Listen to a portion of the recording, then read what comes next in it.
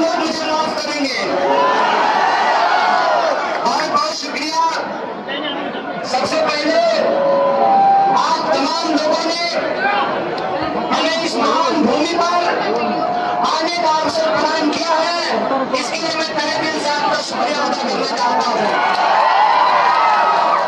दोस्तों, आप सब जानते हैं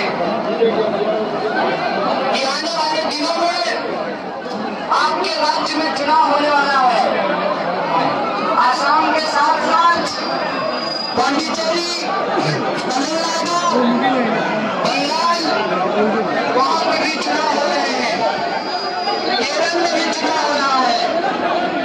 लेकिन मैं जो आपके बीच में आया हूं, मैं सिर्फ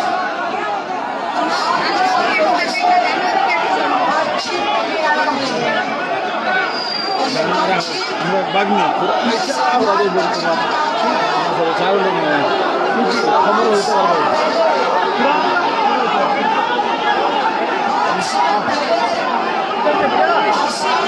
na ঠিক আছে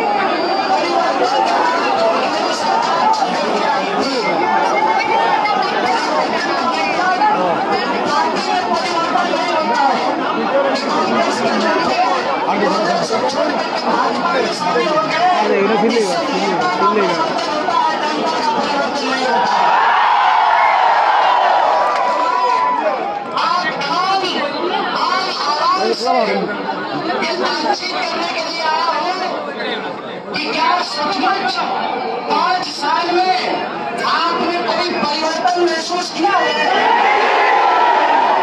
नहीं, कुछ तो परिवर्तन हुआ है। अरे हुआ है भाई, रोजी रोटी में नहीं हुआ है। झगड़ा तो बढ़ा है ना, समाज में नफरत तो बढ़ा है ना, लोगों के बीच में लड़ाई करने की साजिश तो बढ़ी है ना। इनका परिवर्तन का मतलब यही होता है कि आपके रोजी रोजगार में परिवर्तन नहीं होगा, आपका पेपर मिल चालू नहीं होगा, आपके लिए नया एम्स नहीं खुलेगा, आपके लिए नई IIT नहीं बनेगी, नया यूनिवर्सिटी नहीं बनेगा। जो पहले सत्ता में थे कोई और छाप लेकर के वो इस बार आ जाएंगे चुनाव में, कोई और छाप लेकर के करेंगे क्या? आपस में लोगों को लड़ाएंगे। मैं एक बात आप तमाम लोगों को कहना चाहता हूं, ऐसा नहीं है कि हम आसाम का गमछा ओढ़ लिए हैं, मंच पे खड़ा हो गए हैं तो हम ज्यादा काबिल हैं, ऐसा बिल्कुल भी नहीं है। आप इस इलाके में रहते हैं, आपका सच आप हमसे बेहतर समझते हैं। हम तो आए हैं, चले जाएंगे, आप तो नहीं रहते हैं। आपको मालूम है कि आपको रोज 3 तकलीफों का सामना करना पड़ता है। आपको मालूम है कि आपको 3 दिक्कतों का सामना करना पड़ता है। तो मैं आपके बीच में आपको ये बताने और समझाने के लिए नहीं आया हूं कि आपको क्या करना चाहिए। मैं सिर्फ और सिर्फ ये गमछा ओढ़ करके आपके साथ अपनी एकता और एकजुटता प्रकट करने के लिए आपके बीच में आपका सुख दुख साझा करने के लिए आया हूं। कुछ हम अपनी सुनाएंगे, कुछ आपकी सुन करके जाएंगे और ये समझने की कोशिश करेंगे कि आसाम की राजनीति में आखिर चल क्या रहा है। टीवी पे आता है ना, माहौल क्या है, लोग पूछते हैं ना माहौल क्या है। माहौल की जहां तक बात है तो एक बात मैं आपको कह देना चाहता हूँ, 5 साल में एक बार जमहूरियत में आपको मौका मिलता है अपना मुस्तकबिल तय करने का। कि आप उस मुद्दे का चुनाव करें जिस मुद्दे से आपका जीवन प्रभावित होता है। बताइए, आपका मुद्दा पेट्रोल और डीजल का दाम बढ़ना है कि नहीं है? सिलचर से डायरेक्ट फ्लाइट नहीं है दिल्ली की, देश की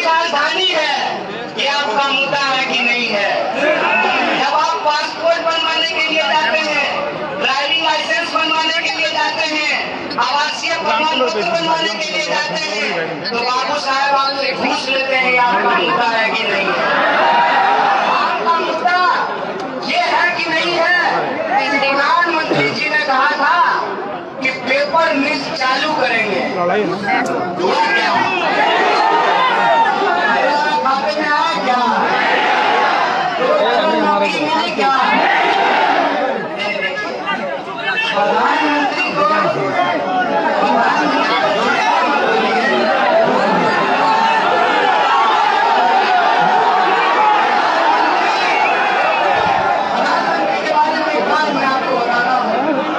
हम दिल्ली में रहते हैं, हालांकि प्रधानमंत्री दिल्ली में नहीं रहते थे, वो भाजपा डिग्मा की तरह दुनिया का चक्कर लगा। तो जब मैं यहाँ आया तो एक पत्रकार ने हमको कहा कि आप हम लोगों से बात नहीं कीजिएगा, प्रधानमंत्री ने आपसे बात की, आपसे बात करेंगे जी भर करके आपसे बात करेंगे और अपना सवाल आपको लिख करके नहीं देंगे। आपको जो सवाल हमसे पूछना है पूछ लीजिए, वो सवाल का जवाब हम आपको देंगे। उसी तरह से पत्रकार ने पूछा कि आप सिलचर आए हैं, आपका क्या उद्देश्य है? हमने कहा झूठ प्रधानमंत्री बनने के लिए, कभी टोपी पहन लेना है, कभी गमछा ओढ़ लेना है, कभी मोर का पंख माथे में लगा लेना है, ये सब नाटक करके मुझे जनता की भावनाओं से खिलवाड़ नहीं करना है।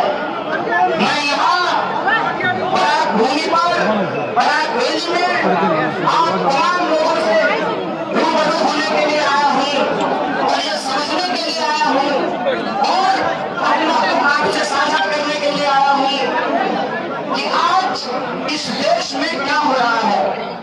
आपके जो एमएलए के प्रत्याशी साहब हैं, ये हमको बोले कि हिंदी पट्टी के कुछ लोग रहते हैं यहाँ पे, बिहार और उत्तर प्रदेश के, वो आपसे मिलना चाहते हैं।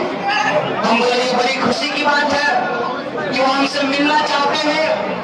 जब हम उनके पास मिलने के लिए गए तो उन्होंने कहा कि हमारा एक पवित्र स्थान है, ब्रह्म स्थान, हम चाहते हैं कि आप चले वहाँ। हम बोले जनता जहाँ ले चलेगी हम वहाँ चलेंगे। वहाँ जब गए तो मंदिर के पुजारी साहब एक मंत्र पढ़ रहे थे और उस मंत्र में कह रहे थे विश्व शांति, ब्रह्म शांति, सर्व शांति। बताइए, जहाँ विश्व शांति की बात हो, सर्व शांति की बात हो, ब्रह्म शांति की बात हो, उस धर्म के नाम पर कोई तलवार लेकर के गोली मारने की बात कैसे कर सकता है? ये सवाल मैं पूछना चाहता हूँ। पूछना चाहता हूँ कि इस देश में ऐसी कौन सी जरूरत आ गई है कि कुछ लोग कह रहे हैं खून से तिलक करेंगे, गोलियों से आरती। अरे भाई, चंदन से तिलक कर लो, माथा ठंडा रहेगा, खून से तिलक करने की क्या जरूरत है? ये हिंसा की भाषा क्यों बोली जा रही है? ये इसलिए बोली जाती है कि जादूगरी किया जा सके। किस चीज का जादूगरी किया जा सके? रेलवे स्टेशन के बाहर आप लोग जादूगरी देखे होंगे, हम भी अपने स्टेशन के बाहर एक खेल देखे थे। एक सपेरा था, सांप का डांस दिखाता था, बीन बजाता था, सांप डांस करता था। थोड़ी देर के बाद उस सपेरे ने कहा कि मेरे पास एक मनोकामना अंगूठी है, तुमको चाहिए क्या? मन तो किया कि ले लेते हैं, मनोकामना पूरा हो जाएगा। फिर सोचे कि अगर मनोकामना अंगूठी इसके पास में है तो ये स्टेशन के बाहर डांस क्यों दिखा रहा है सांप का?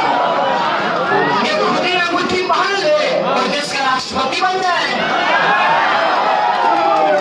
देखिए, दिल लगी का कोई फर्क नहीं होता। किसी ने अगर किसी को दिल दे दिया तो उसके पीछे कोई फर्क नहीं होता है। अपने दिल से नहीं दिमाग से सोचेंगे तो एक बात आप समझ जाएंगे कि देश में हकीकत में क्या सच्चाई क्या है इस देश की, वो अपने आप नारा लगाया जाता है मंदिर और मस्जिद का, नारा लगाया जाता है हिंदू और मुसलमान का, और इस देश की राष्ट्रीय संपत्ति एक राष्ट्रवादी सरकार बेच देती है। रेलवे स्टेशन के बाहर लिखा जाता था ना, रेल राष्ट्रीय संपत्ति है। अगर रेल आवाज जा रही है, आपको जाना चाहते हैं नहीं भी दिखेगा तो चलेगा।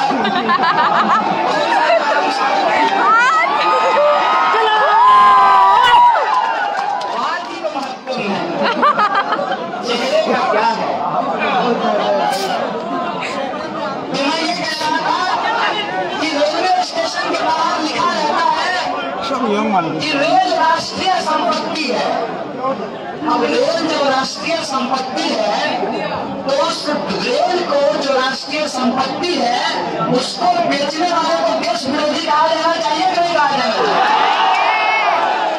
जो देश बेच रहे हैं वो अपने आप को देशभक्त कह रहे हैं, और जो देश बचा रहे हैं उनको देश विरोधी कहा जा रहा है। कमाल है, क्या कमाल है। हमने इस दौर के अंदाज निराले देखे, फैसला कत्ल का बातिल करने वाले। हम ये देख रहे हैं कि इंसान अपना सच भूल करके टीवी में 7:30 बजे जो झूठ दिखाया जाता है उसको अपना सच मानने लगे हैं। कल मैं एक कार्यक्रम में था, उस कार्यक्रम में मैं बिहार से आ रहा हूँ। एक नौजवान आया और बोला, ऐसे ही जनता थी। उस नौजवान ने कहा कि हम जो कहेंगे आप उसके पीछे बोलिएगा जय श्री राम। और फिर उस नौजवान ने कहा पेट्रोल डीजल के बढ़ गए दाम, जनता ने कहा जय श्री राम। नौजवानों को नहीं मिल रहा काम, जनता ने कहा जय श्री राम। देश का कर रहे काम तमाम, जनता ने कहा जय श्री राम। मुद्दा क्या है? मुद्दा ये है कि इस देश ने बहुत पहले इस बात को तय कर दिया है। इस देश ने इस बात को बहुत पहले तय कर दिया है कि इस देश के संविधान के हिसाब से इस देश में रहने वाली वो तमाम आवाम जो तिलक लगाता हो या टोपी पहनता हो, जो मंदिर जाता हो या मस्जिद जाता हो, जो महिला हो या पुरुष हो, जो नौजवान हो या बूढ़ा हो, उनके अधिकार बराबर होंगे। इस देश में रहने वाले तमाम लोगों का ये देश है और सबके अधिकार को बराबर से इस देश में गांधी ने अपने सीने पे गोली खा करके बुलेट को हरा दिया और बैलेट को जिता दिया। अपने सीने पे गोली खा करके नफरत को हरा दिया और मोहब्बत को जिता दिया। हम गांधी की राह पर चलने वाले लोग हैं। हमारा नाम कन्हैया है, लेकिन मुझे अब्दुल कलाम कट्टरवादी नहीं नजर आते हैं। कन्हैया और कलाम की जो दोस्ती है यही भारत है, यही हिंदुस्तान है। यह तो हमारे देश की एकता है जिसके बारे में गांधी कहते थे, रघुपति राघव राजा राम, पतित पावन सीताराम, ईश्वर अल्लाह तेरो नाम, सबको सन्मति दे भगवान। हिंदू हो या मुसलमान, सबको मिले बराबर का आत्म सम्मान। मजदूर को मजदूरी, किसानों को उनके फसल का दाम, नौजवानों को काम, ब्राह्मण हो या दलित, सब जिए अपने आत्म सम्मान। इससे बनेगा देश महान।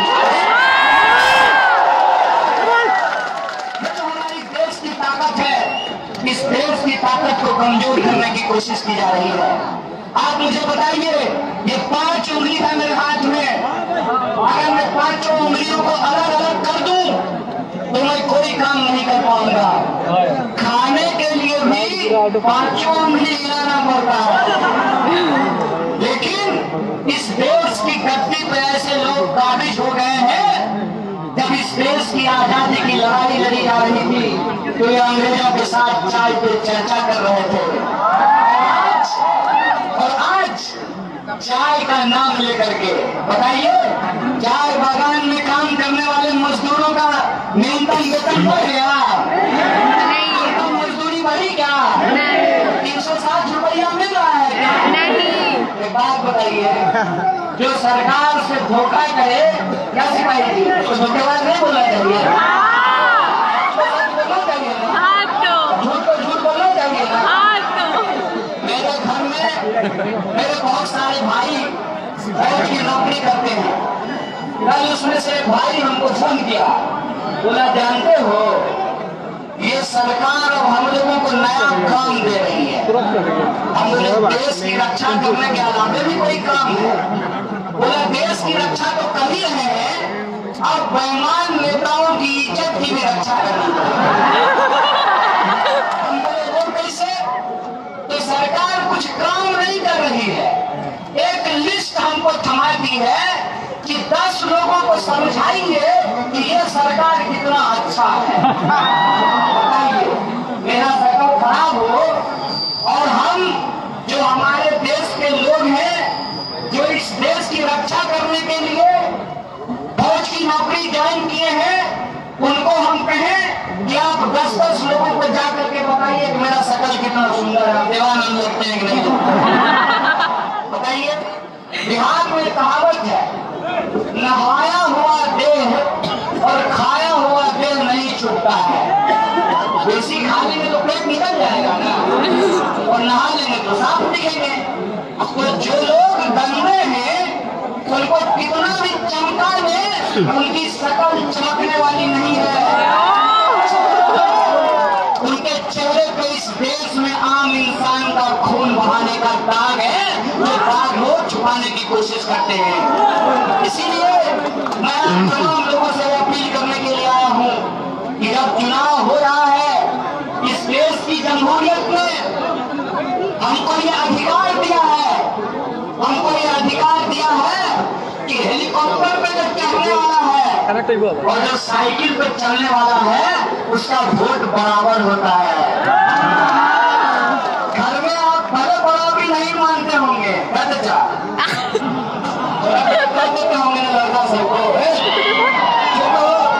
उनको ज्यादा बुद्धि थोड़ी है, लेकिन जानते हैं 18 बरस अगर हमारा उम्र हो गया है, 80 बरस आपका उम्र हो गया है, हमारा और आपका वोट बराबर ही होता है।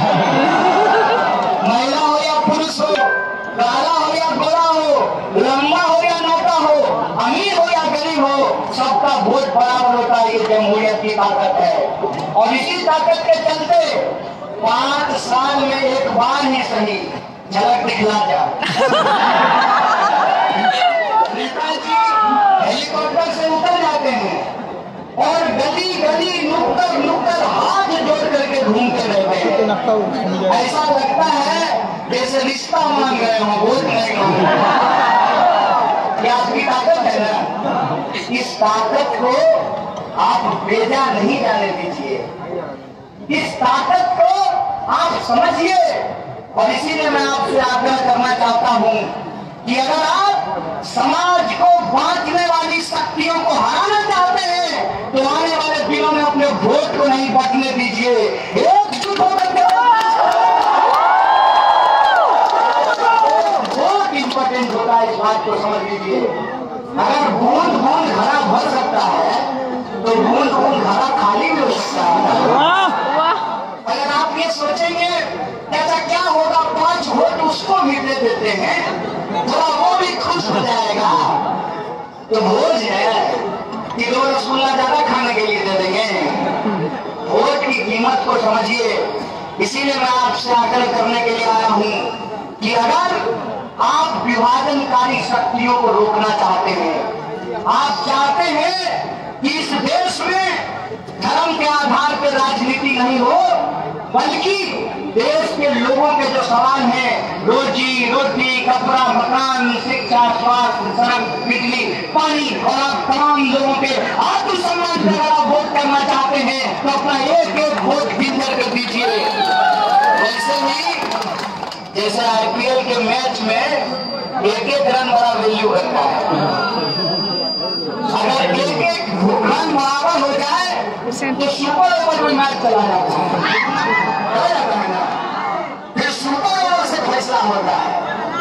देश में जमहूरियत में सरकार चुनने का अधिकार सिर्फ और सिर्फ देश की जनता के पास है। इसीलिए मैं आप तमाम आवाम से अपील करने के लिए आया हूँ कि आपका सच आप जानते हैं, हमसे बेहतर जानते हैं। आप जानते हैं कि आपके मुद्दे क्या हैं। अगर आप अपने मुद्दों पे सरकार चुनना चाहते हैं तो अपने वोट का बंटवारा नहीं कीजिए, एक मुश्त होकर के वोट कीजिए और समाज को बांटने वाली शक्तियों को छठी का दूध याद करा दीजिए। यही मैं आपसे आप ऐसा करते हैं, उसका एक संदेशा पूरे देश में जाएगा। पूरे देश के लोग जो इस गांधी और गोडसे की लड़ाई में गांधी के साथ खड़े हैं, जो चाहते हैं कि इतिहास को जिस तरीके से गलत तरीके से तोड़ मरोड़ करके पेश किया जा रहा है, उस इतिहास को हम सही तरीके से सेलिब्रेट कर सके। आप बताइए, नौजवान सब खड़ा है, एसएससी का तैयारी करते हो? देश के पहले शिक्षा मंत्री कौन थे? देश के पहले शिक्षा मंत्री मौलाना अबुल कलाम आजाद थे। लेकिन जान लीजिए, जिन्होंने इस देश में आधुनिक शिक्षा की नींव रखी, आज कुछ लोग जिनके पास अपनी डिग्री का आता पता नहीं है, ये ऐसे लोगों को कट्टरवादी बनाने की कोशिश कर रहे हैं। ये हिंदुस्तान है, ये भारत है, और इस भारत की खासियत ये है कि राम प्रसाद बिस्मिल और अशफाकुल्लाह खान ने एक साथ इस देश की आजादी के लिए फांसी दिया था। देश की खासियत ये है कि अगर इस समाज को आप धर्म के नाम पर बांटने की कोशिश करेंगे तो इसको हम बर्दाश्त नहीं करेंगे। इसीलिए मैं आपसे आग्रह करने के लिए आया हूँ कि पूरी देश की जनता, आप असम की महान जनता की तरफ देख रही है और हम आपकी तरफ आशा भरी नजरों से देख रहे हैं कि आप बेईमानों को हराइए और पूरे देश में हम आपसे ये अपील करने के लिए आए हैं कि आप देश बेचने वालों को हराइए और देश बचाने वालों को जिताइए। हम आपसे ये अपील करने के लिए आए हैं कि आपके जो अपने सवाल हैं कि पेपर मिल क्यों नहीं चालू हुआ, एम्स क्यों नहीं बने, आईआईटी क्यों नहीं बना, हमारे राज्य में फैक्ट्रियां क्यों नहीं आई, पलायन क्यों नहीं रुका, इन सवालों पर आप वोट कीजिए। क्योंकि भाजपा जैसी दो मुही पार्टी आज तक हमने नहीं देखी है। लेज का पैकेट नहीं है, हरा भरा रहता है उसमें, अगर उसको फाड़िएगा तो 4 दाना चिप्स होता है। यही है भाजपा। ऊपर से आपको बड़ा बढ़िया लगेगा, अंदर का फाड़ करके देखिएगा ना तो 4 दाना चिप्स मिलेगा। कहते हैं कि प्रधानमंत्री किसके लिए चुनाएंगे? प्रधानमंत्री अमित शाह के बेटा के लिए चुनाएंगे, भतीजा के लिए, भतीजा के लिए चुनाएंगे। पूछिए कैसे? कहते हैं कि एसएससी का एग्जाम टाइम पे नहीं हो सकता है, महागुरु, एसएससी का एग्जाम टाइम पे नहीं हो सकता है, लेकिन आईपीएल साल में 2 बार हो सकता है। अभी देखिए जब पूरा मैच हो रहा था, इंग्लैंड और इंडिया का दर्शक नहीं था, बॉलिंग बैटिंग हो रहा था। क्यों? और उस बीसीसीआई का सेक्रेटरी कौन है? अमित शाह का बेटा। बेबी शाह है ना, बेबी शाह से हम लोग उसको प्यार से हम लोग बेबी शाह कहते हैं, बच्चा है ना।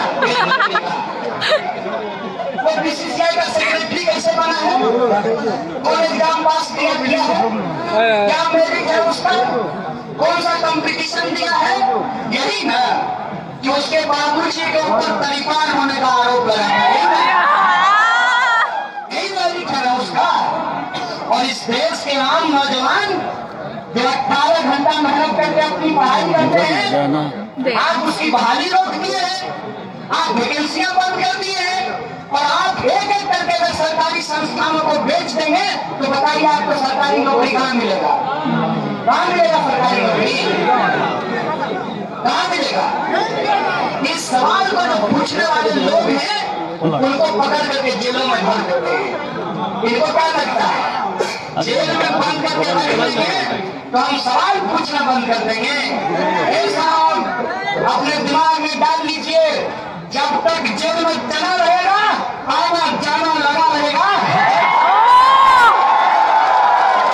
ये घबराहट हमको नहीं है, क्योंकि हमको पता है कि ये देश मुट्ठी भर लोगों का देश नहीं है।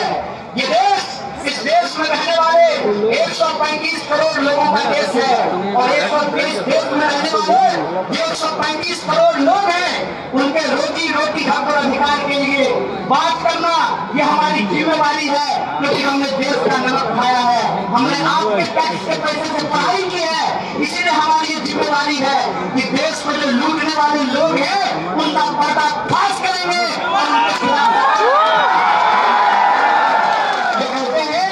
किसके लिए चुराएंगे? मोदी जी बयान नहीं किए हैं,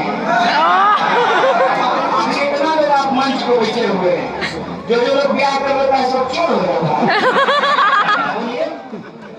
कोई भाजपा वाला बोले ना कि मोदी जी किसके लिए चुराएंगे, मोदी जी बयान नहीं किए हैं, तो उसको कहेगा सुनो तुम्हारा माँ बाप भी ब्याह किया तो तुम्हारा बाप छोड़ गया। शादीशुदा लोग चोर होता है, ये कैसी बात है भाई? मोदी जी ब्याह नहीं किए हैं तो चोरी किसके लिए करेंगे?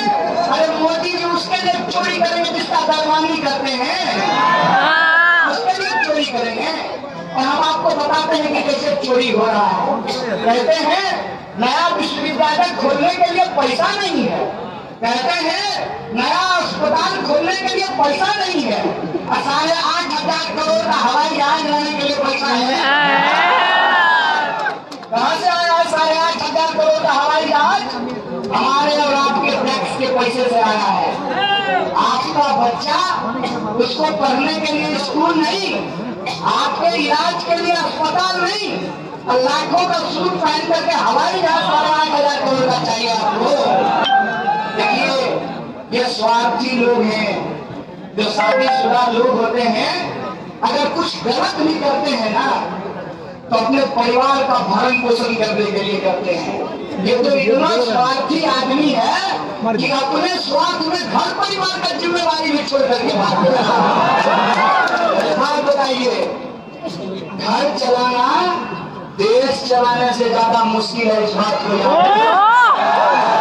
और जो घर नहीं चला सका वो देश का घाट चलाएगा। के लिए आया हूँ कि भ्रम में मत पड़िए, 5 साल में एक बार ये मौका मिला है, इस बार आप नहीं चूकिए, क्योंकि अगर आप 100 रन से हारते हैं तब भी हार होती है, 10 विकेट से हारते हैं तब भी हार होती है, और सुपर ओवर में अगर 1 विकेट नहीं गिरा पाए लास्ट ओवर पर तब भी हार होती है। इस बात को याद रखिए। जीत, हमारी जीत इस बात में है कि इस देश का संविधान जीते, हमारी जीत इस बात में है कि इस देश का किसान जीते, हमारी जीत इस बात में है कि इस देश का नौजवान जीते, हमारी जीत इस बात में है कि इस देश का मजदूर जीते, तभी हिंदुस्तान जीतेगा। इसीलिए हिंदुस्तान की जीत को सुनिश्चित करने के लिए आप तमाम आसाम की जनता से हम अपील करने के लिए आए हैं कि मोहब्बत की राह को बढ़ाइए, मोहब्बत को जिताइए, और नफरत करने वाली ताकतों को हरा करके उनको धूल चटाने का काम कीजिए। आपसे कहने के लिए आया हूँ कि मैं एक नौजवान हूँ, हमने अपनी PhD की है, हम भी चाहें तो किसी अच्छी जगह नौकरी लेकर के बहुत आराम से अपनी जिंदगी जी सकते हैं। लेकिन मैं ये सोचता हूँ कि अगर यही बात महात्मा गांधी ने सोची होती, अगर यही बात शहीद आजम भगत सिंह ने सोचा होता, अगर यही बात मौलाना अबुल कलाम आजाद ने सोचा होता, यही बात अगर अशफाकुल्लाह खान ने सोची होती, तो हम आज भी अंग्रेजों की गुलामी कर रहे होते। हमारे पुरखों ने लड़ाई लड़ी थी गोरों से, हम लड़ेंगे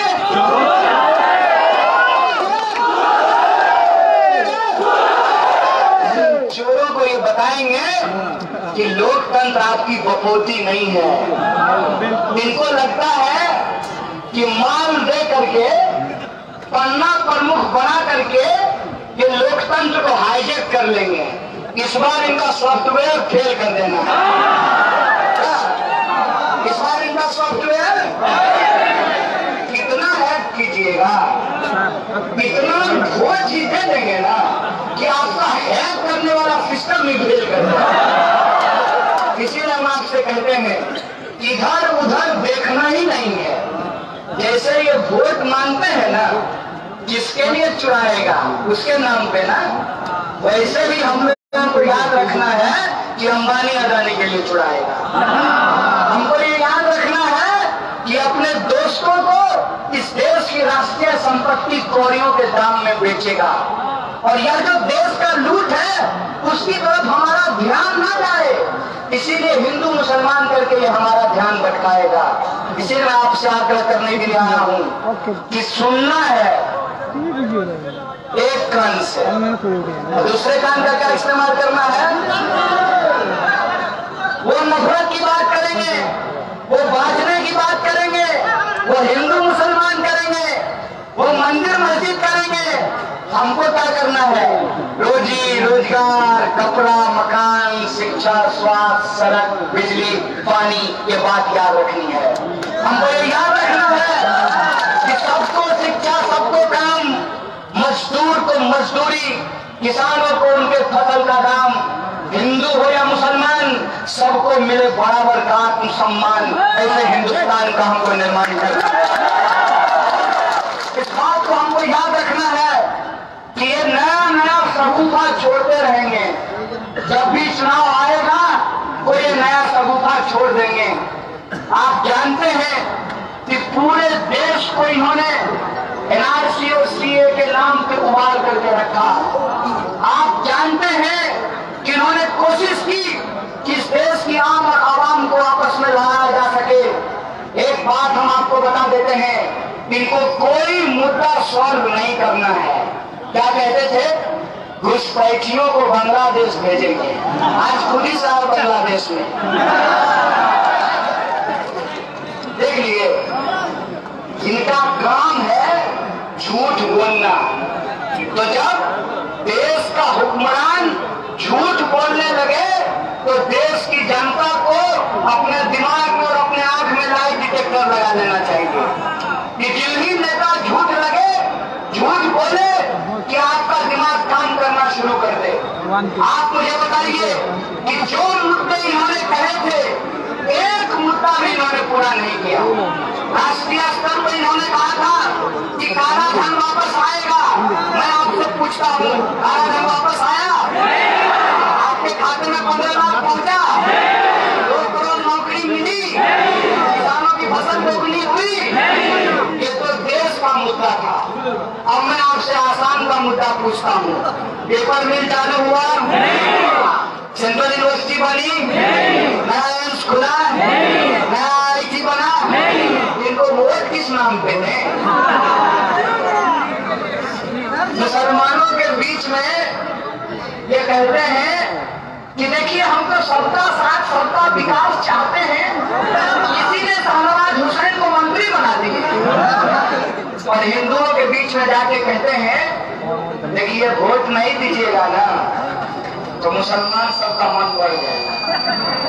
तो मुसलमान को टाइट करना है कि नहीं है, बताइए।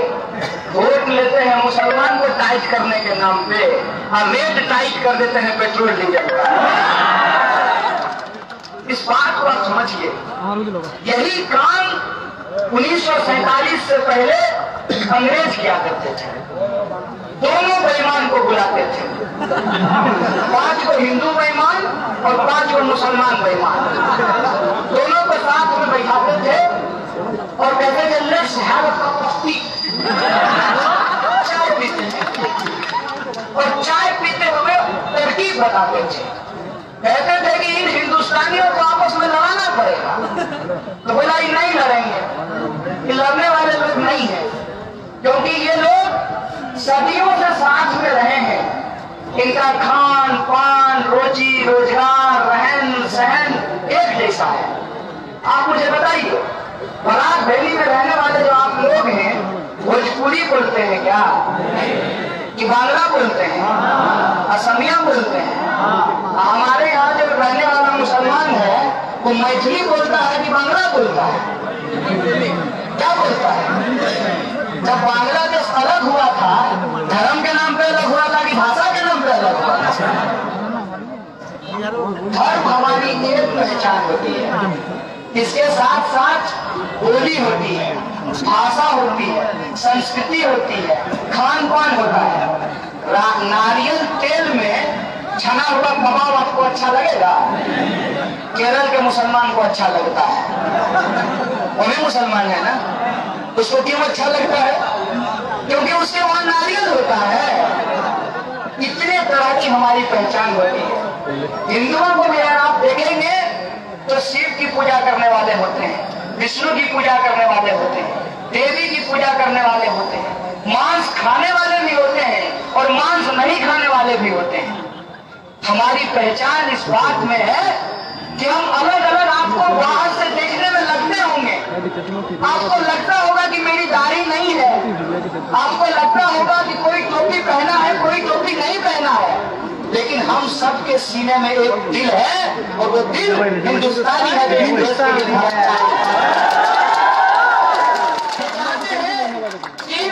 नफरत भर दिया जाए। सदियों से साथ रहने वाले लोग हैं, पड़ोसियों को आपस में बांट दिया जाए, पड़ोसियों को आपस में लड़ा दिया जाए। तो हम उनको कह देना चाहते हैं कि जब जरूरत पड़ी तो एक पंडित राम प्रसाद बिस्मिल और एक पठान अशफाकुल्लाह खान ने इस देश के लिए जान दिया। अगर जरूरत पड़ेगी तो इस देश में एक हिंदू और एक मुसलमान साथ होकर के इस देश को बचाने के लिए आए हैं। ये बड़ी लड़ाई है। ये चुनाव 5 साल में होने वाला महज एक तमाशा नहीं है, इस बात को आप समझ लीजिए। ये हमारे पास वो अधिकार है जिससे हम देश का मुस्तकबिल तय कर सकते हैं, अपना जीवन बदल सकते हैं, अपने आने वाली पीढ़ी का जीवन बदल सकते हैं। तो बोलिए, आप बदलने के लिए तैयार हैं? बदलाव होगा, सरकार जाएगी तो बदलाव हो गए।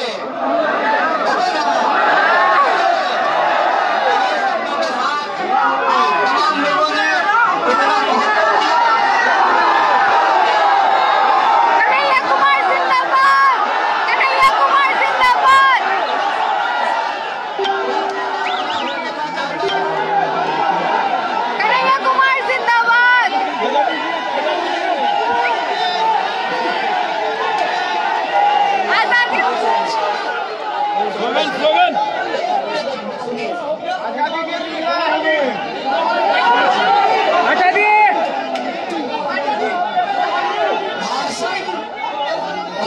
सुनना है कि चुनाव भी जीतना है?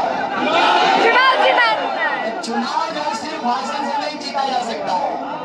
चुनाव जीतने के लिए सामने जो लड़ने वाली ताकत है उसके पास अकूत पैसा है, अकूत ताकत है, मीडिया की ताकत है, मैनेजमेंट उसके पास है। उससे लड़ने के लिए जोश के साथ साथ होश का भी जरूरत पड़ेगा ना? तो सारा जोश आप चाहते हैं कि इसमें ही खत्म कर दिया जाए? थोड़ा बचा करके रखिए। मतदान से पहले आपको एक एक बूथ पे तैयारी करनी होगी। नौजवानों का दल बनाना पड़ेगा। वोटर लिस्ट लेकर के, कलम लेकर के चेक कीजिएगा कि कितना वोट पड़ा है, किसके घर से वोटर नहीं आया है। साइकिल मिले तो साइकिल, मोटरसाइकिल मिले तो मोटरसाइकिल, उसको लेकर के जाइए, वोटर को घर से निकाल करके उनको वोट कराइए। और जो लोग बाहर हैं उनको अभी से ही फोन कीजिए। सुनो, ईद में घर आते हो ना, होली में घर आते हो ना, दुर्गा पूजा में घर आते हो ना, तो वोट भी लोकतंत्र का बहुत बड़ा त्योहार है। जल्दी से टिकट कटाओ, वापस आओ, वोट गिराओ और आसाम में सरकार करिए। इस तरीके से आपको एकजुट होकर के अपनी लड़ाई लड़नी होगी। और यहाँ से यह बात बोल करके मैं अपनी बात खत्म करता हूँ कि आप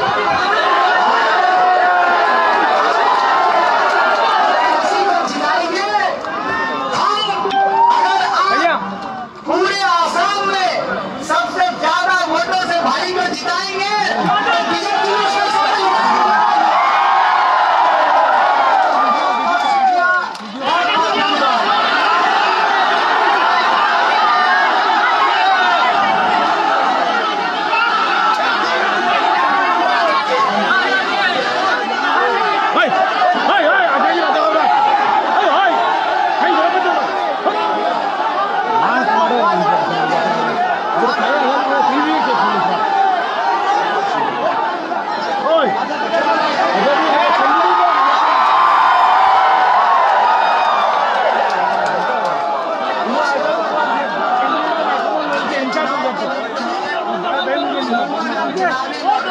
में जो हमारे संघर्ष का नारा होता है उसका इस्तेमाल नहीं करते, लेकिन हम पहली बार आपके बीच में आए हैं और आप लोगों की भावना